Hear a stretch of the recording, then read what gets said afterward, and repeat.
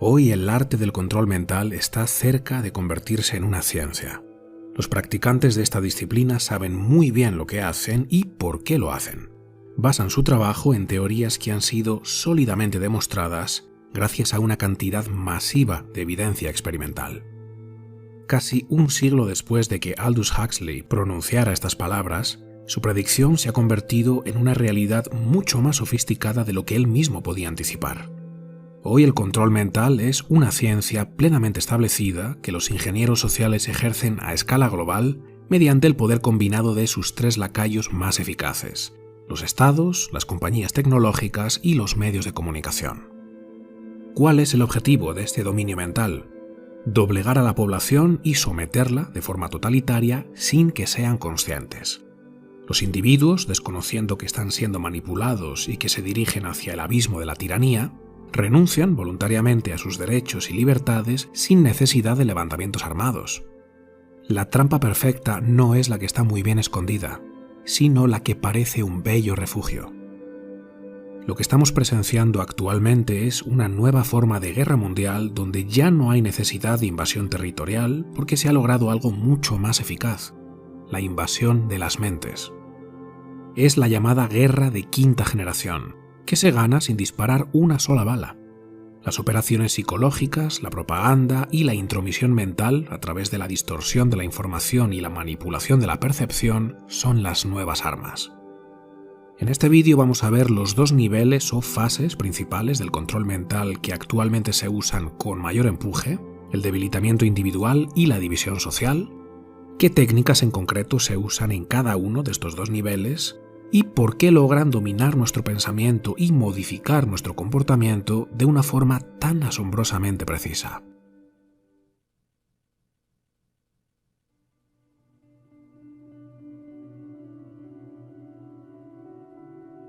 Casi con toda certeza estamos moviéndonos hacia una era de dictaduras totalitarias, una era en la que la libertad de pensamiento empezará a ser un pecado mortal y terminará convirtiéndose en una abstracción sin sentido. La existencia del individuo autónomo va a ser erradicada. Tal y como apuntaba Orwell, el requisito fundamental para la instauración de un sistema totalitario es la destrucción de la individualidad. Mientras los individuos conserven su autonomía intelectual, moral y volitiva, no podrán ser doblegados. En su novela distópica 1984, George Orwell imagina una tiranía que somete al individuo mediante el castigo y el terror. Quienes osan desafiar el orden establecido son penalizados de las formas más espantosas. Este refuerzo negativo a través de la penalización es algo que hemos visto repetidamente a lo largo de la historia. Si echamos un vistazo a los regímenes totalitarios del pasado, vemos que el terror es el arma de control mental más recurrente.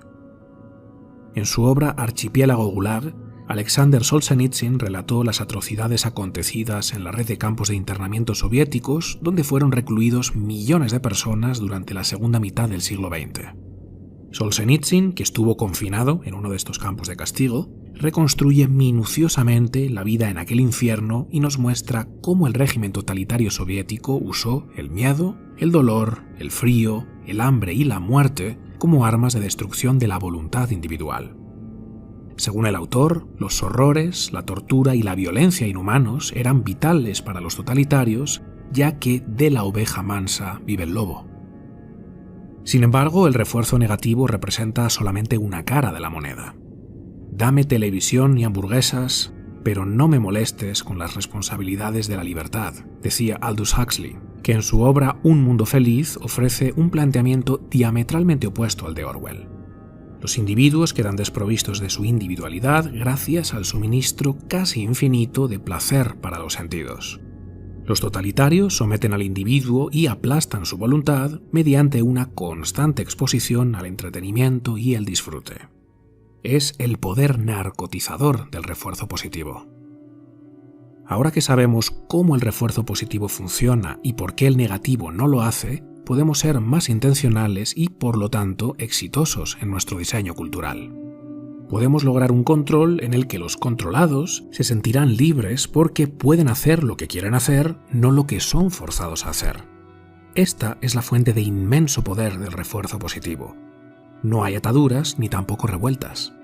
Con un diseño cuidadoso controlamos no solamente el comportamiento final, sino también la inclinación a comportarse de esa forma, los motivos, los deseos, los anhelos.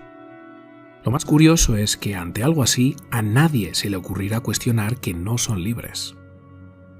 Esta es la conclusión de B.F. Skinner, el famoso psicólogo de Harvard que en sus experimentos descubrió cómo el refuerzo positivo podía llegar a ser tan eficaz o incluso más que el negativo, ya que el individuo, en lugar de ver cómo su voluntad queda anulada, pone su voluntad al servicio de lo que se le ordena y lo hace además alegremente.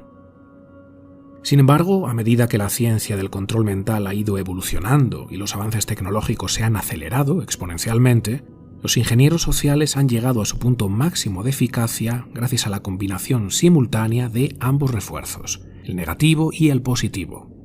Cuando miedo y placer son utilizados de forma simultánea, siguiendo una cadencia y una intensidad perfectamente calculadas, el resultado es la esclavitud mental perfecta.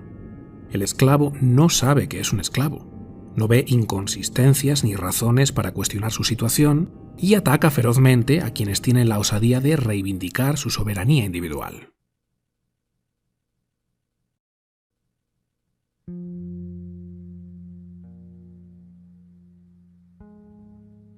El dominio mental moderno sucede en dos bloques o fases simultáneas, la división social y el debilitamiento individual. Para que la división social sea realmente eficaz, se necesita al mismo tiempo el debilitamiento individual y viceversa. Así que estas dos fases suceden paralelamente, no hay una que vaya antes que la otra. Dentro de cada fase encontraremos diferentes técnicas de intervención psicológica cuyo objetivo principal es destruir la individualidad, entendida como la capacidad que tiene el individuo de pensar por sí mismo, tomar sus propias decisiones conscientes y convertirse en un benefactor de su familia, la sociedad y el planeta en su conjunto. La anulación de la voluntad individual es la condición sine qua non del control mental y la manipulación de las masas. Así que todo lo que vamos a ver a partir de ahora podría resumirse de la siguiente forma: cómo despedazar la voluntad de los individuos mediante el uso manipulativo de los refuerzos positivos y negativos. Empezamos por el bloque de división social, y aquí vamos a ver tres técnicas en concreto muy eficaces. El punto de partida de la división social es la adherencia a una mentalidad colectivista. El colectivismo se define como una doctrina o conjunto de ideologías en la que los objetivos de un colectivo en particular prevalecen sobre los objetivos de los individuos, hasta el punto de que el individuo llega a perder sus propios derechos y libertades. A lo largo de la historia hemos visto multitud de ejemplos de doctrinas ideológicas, siendo el comunismo y el nazismo los que han tenido las consecuencias más devastadoras. Sin embargo, la división ideológica que vemos en la actualidad es mucho más amplia y no menos peligrosa. Hoy el tirano opresor no es quien viene a invadir tu territorio, ejercer la violencia física contra ti o meterte en un campo de trabajo. Los movimientos ideológicos actuales postulan que el tirano opresor es todo aquel que tenga una opinión diferente a la tuya acerca de cualquier tema con cierta relevancia social. Si no piensa lo que tú piensas, no habla como tú hablas, no se comporta como tú te comportas y no defiende las ideas que tú defiendes, tienes delante de ti a un fascista o a un nazi.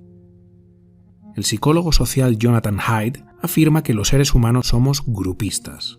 Hemos evolucionado incorporando mecanismos mentales que promueven los intereses de nuestro grupo o colectivo y percibimos los intereses de otros grupos o colectivos como algo contra lo que debemos competir. El gran logro del control mental moderno es llevar este grupismo al siguiente nivel.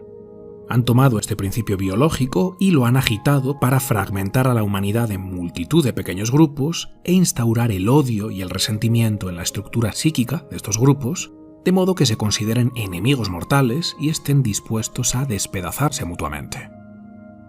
Dentro de los colectivos se usan multitud de gatillos psicológicos para fomentar la división y solidificar la lealtad de sus adeptos, pero de todas ellas la técnica más eficaz es el reduccionismo ideológico.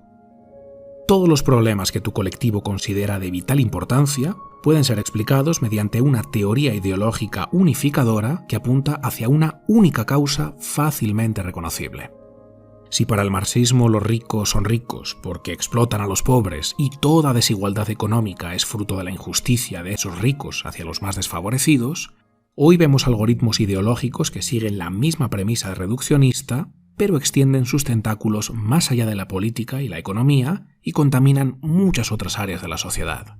Las relaciones entre hombres y mujeres, las relaciones entre razas y etnias, las relaciones familiares. El reduccionismo ideológico es un refuerzo positivo muy poderoso, ya que resulta psicológicamente gratificante encontrar una explicación simple y fácil de entender para todos esos graves problemas que queremos resolver. Y cuando además todo apunta hacia un malhechor también fácilmente identificable, hacia el que poder dirigir tu rencor, esto nos proporciona un alivio psíquico que resulta muy estimulante. Pero todo viene a un precio, porque a cambio pierdes tu capacidad de pensar. Tus funciones cognitivas superiores se anulan. El pensamiento crítico es un rasgo propio de la individualidad. Cuando te adhieres a una mentalidad de grupo y toda la realidad pasada, presente y futura puede explicarse en función de los dogmas y mantras de tu grupo ideológico, por definición estás haciendo todo lo contrario a pensar de forma crítica. Eres una marioneta en manos de quienes quieren usarte como peón para instaurar un régimen totalitario, mientras tú te crees un aliado de causas nobles que está construyendo un mundo mejor. La siguiente técnica de control mental dentro de esta rama de la división social es la deshumanización. Cualquier persona que se adhiere a una masa colectivista y se posiciona ideológicamente acaba poniendo su atención allá donde sus ideas son defendidas, no donde son cuestionadas. Es natural que en nuestro día a día consumamos contenidos alineados con nuestra posición dentro del espectro ideológico. La mayoría de los medios de comunicación no independientes conocen perfectamente el perfil psicológico de su audiencia y saben muy bien cómo entregarles refuerzos positivos y negativos en su dosis correcta, esa mezcla de placer y miedo que nos aborrega. Bueno, pues una de las estrategias que constantemente utilizan es la deshumanización del colectivo enemigo, a los que representan no como parte de una hermandad humana, sino como depredadores. A nivel evolutivo hemos desarrollado mecanismos biológicos que garanticen la supervivencia de nuestra tribu, y la defensa ante las amenazas es una de esas funciones biológicas altamente conservadas. El hipotálamo, una pequeña estructura situada en la base del cerebro, justo encima de la médula espinal, se encarga precisamente de eso. Regula muchas de las respuestas fundamentales ante el peligro y activa comportamientos de autopreservación como la agresividad para defendernos de cualquier amenaza. ¿Y cuál es la mayor amenaza de todas? Un depredador. Nada activa nuestras arcaicas respuestas agresivas e reflexivas como sabernos en presencia de un depredador. Cuando el colectivo enemigo no está formado por humanos, sino por depredadores, tenemos justificación moral para cometer todo tipo de atrocidades contra ellos. Los depredadores nos han acosado física y psicológicamente desde la noche de los tiempos, y hacer lo mismo con ellos es lo más justo.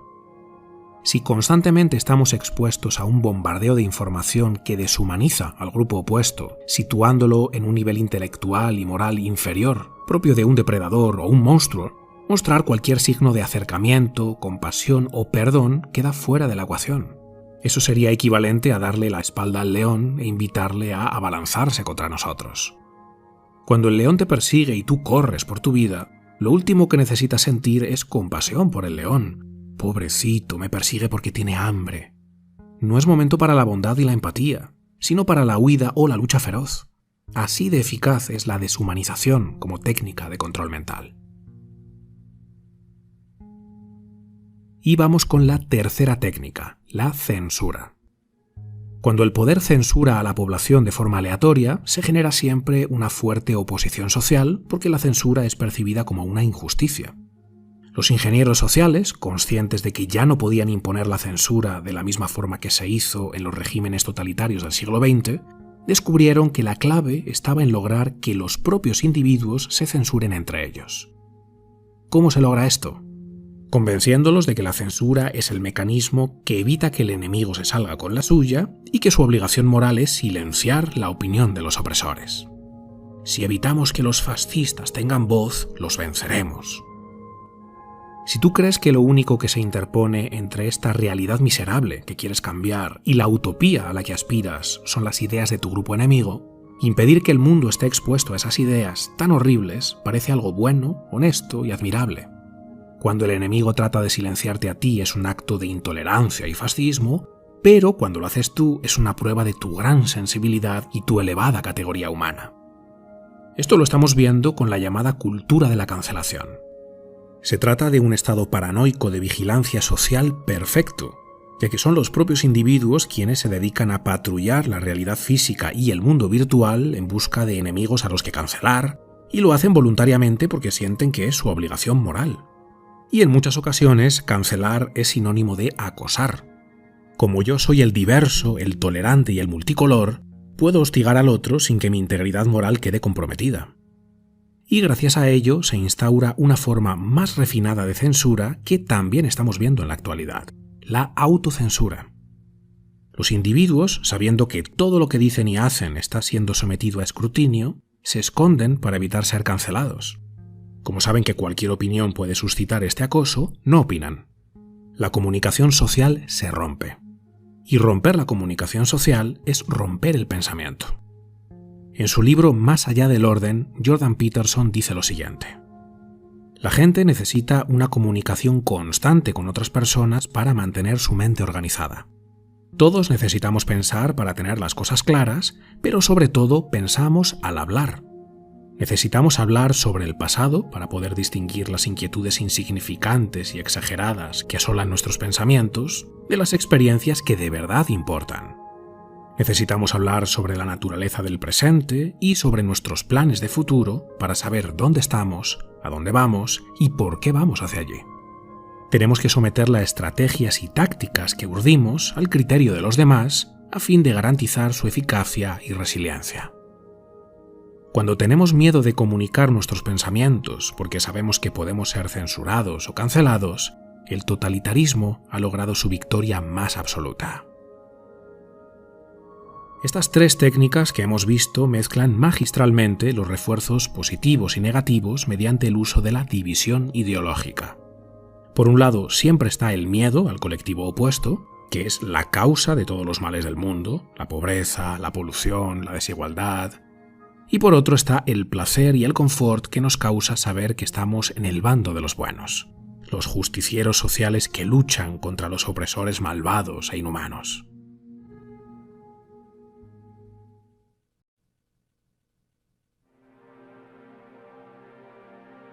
Paralelamente a la división colectivista, la agenda del control mental trata de debilitar psicológicamente a los individuos para llevarlos a un estado de aborregamiento mediante el uso de múltiples técnicas, y a continuación vamos a ver las que seguramente sean las tres más eficaces. La primera técnica de debilitamiento es la infantilización. Los niños están desprovistos de pensamiento crítico. El despertar del razonamiento lógico llega generalmente a partir de los 12 años. Cuando el poder trata a los individuos como criaturas de poca edad, se genera un fenómeno de sugestión psicológica en el que las personas que reciben esos mensajes tienden a una reacción propia de un niño, es decir, una respuesta desprovista de un sentido crítico y cargada de emoción. Dar predominancia al aspecto emocional frente a la reflexión causa un cortocircuito en el análisis racional que aplasta el sentido crítico de los individuos y abre la puerta de acceso al inconsciente para injertar ideas, deseos, miedos, temores, favorecer ciertas compulsiones o inducir comportamientos. Por eso la mayoría de la comunicación dirigida al gran público, comunicados oficiales del Estado, ruedas de prensa, informativos televisivos, etc., utilizan un discurso, unos argumentos, unos personajes y una entonación particularmente infantiles, como si el espectador fuese una criatura de poca edad o un deficiente mental. Cuanto más buscan engañar al espectador respecto a un tema en concreto o convencerlo de una narrativa concreta, más tienden a adoptar un tono infantilizante que anula el pensamiento crítico y promueve respuestas emocionales exageradas. La siguiente técnica de debilitamiento es la dependencia. Los individuos más dóciles y fácilmente manipulables por el poder son aquellos cuya supervivencia y bienestar dependen en gran medida del Estado. Un individuo que se siente capaz de lograr sus objetivos vitales y que, a pesar de que sabe que el mundo es un lugar cruel e injusto, sabe también que su integridad, su dedicación y perseverancia, su disciplina y su carácter son los factores diferenciales que inclinan la balanza a su favor, es un individuo con una voluntad individual vigorosa. Para debilitar a este individuo, el poder debe convencerle de que todos esos valores que acabo de enumerar son, de hecho, mentiras que los enemigos privilegiados usan para someterte. Debes creer que la meritocracia es una quimera supremacista y que el éxito, bienestar o satisfacción de las personas dependen siempre de factores y circunstancias que tú no puedes cambiar porque están completamente fuera de tu control. De esta forma te invitan a buscar el refugio del Estado. El poder y sus gobernantes te prometen darte todo eso que tú, pobre víctima desamparada, jamás serás capaz de obtener por mérito propio.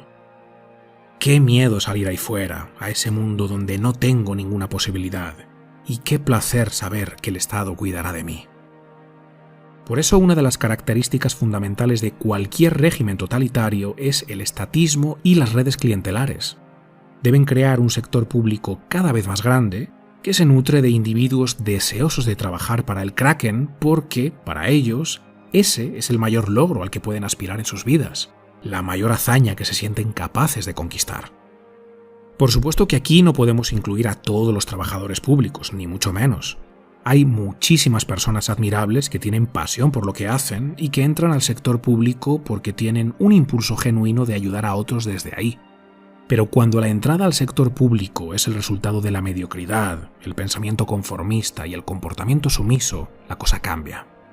Quien acude al Estado con la única motivación de recibir un cheque porque no se siente capaz de construir su propio proyecto de vida significativo, es un individuo que ha sido debilitado y manipulado para sentirse de esa forma mediante el arma de la dependencia. Y vamos con la tercera técnica. Hedonismo. Se trata de convencer al individuo de que el objetivo último de su existencia es la búsqueda de placer y la evitación de cualquier incomodidad o inconveniencia. El placer, al ser el objeto central de la vida del individuo, provoca que estemos dispuestos a perder otras cosas que consideramos de menor importancia, como por ejemplo ciertos derechos y libertades individuales.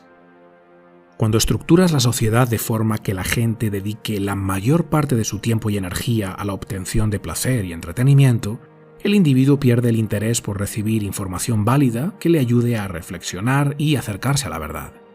Una sociedad donde la atención de los individuos no está enfocada en los problemas importantes debido al diluvio de continuas distracciones, es una sociedad que se encamina irremediablemente a esa degradación moral que siempre precede al colapso sociocultural. Como señalan Gibbon y Lipovetsky, la sociedad de la antigua Roma vivió algo muy parecido.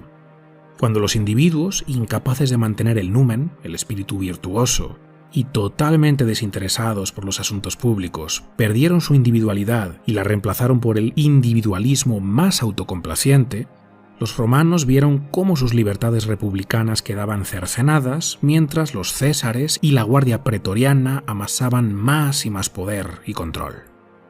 Cuando los valores como el sacrificio y el esfuerzo empezaron a ser vistos como ideales retrógrados y la cultura anestesiada se volvió intolerante a la incomodidad y el riesgo, mientras le exigían al Estado que les resolviera la vida a base de pan y circo, la Gran Roma colapsó.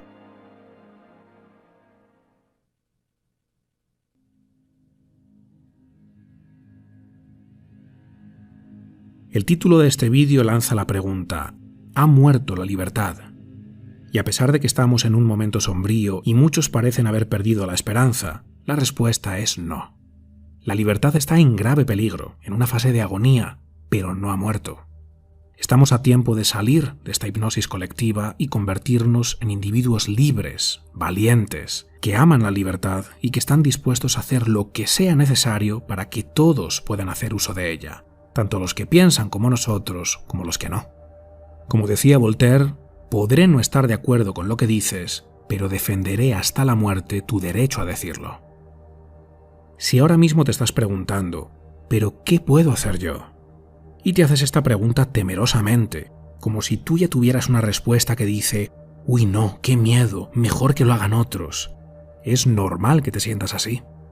Los ingenieros sociales han hecho un excelente trabajo de demolición de tu individualidad, pero no te han destruido por completo. Estás a tiempo de recomponerte y hacer algo. Tú sabes muy bien lo que te corresponde hacer, lo sabes de sobra. La pregunta es, ¿vas a tener el valor de hacerlo?